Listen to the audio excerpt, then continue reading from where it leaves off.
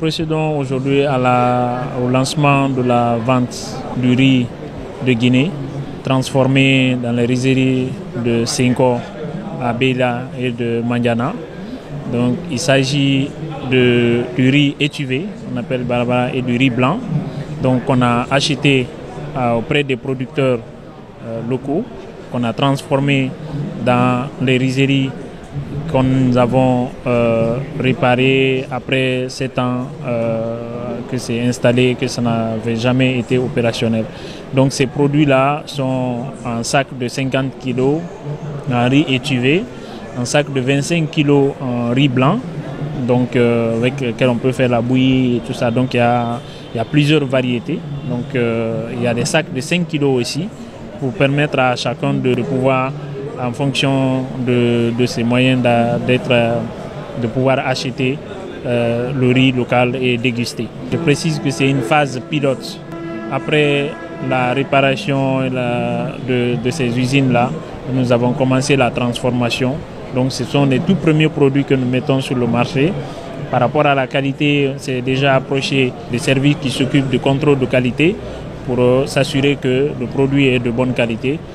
Et deuxième chose, c'est que souvent ce qui décourage les gens à acheter le riz du pays, c'est qu'ils trouvent qu'il y a beaucoup de travail à faire avant de préparer. Il y a du caillou, il y a un peu de choses dedans, donc c'est pas propre. Mais le riz que nous mettons en place, c'est passé sur des usines où c'est bien trié, vous ne trouverez pas un brin de caillou dedans. Donc vous ne ferez que certains même, vous pouvez directement le mettre dans la marmite et préparer, c'est très, très bien nettoyé, très propre. Donc il n'y a aucun problème par rapport à cela. Un sentiment de fierté pour moi, que durant ces 3 jours d'état des états généraux, qu'on puisse aujourd'hui concrètement commercialiser 160 tonnes de riz qui est faite à travers les unités de rizerie de Cinco et de Mandiana, grâce à l'appui technique et financier de la Sigikoda, qui est une structure partie intégrante du ministère de l'Agriculture, de l'Élevage et de la Pêche. On se rend compte qu'à partir de là, c'est-à-dire que ce que nous voulons faire a déjà commencé. À partir d'aujourd'hui, nous sentons que l'autosuffisance alimentaire où nous voulons aller dans sous peu de temps, aujourd'hui, on a déjà commencé à travers la commercialisation de ces 160 tonnes.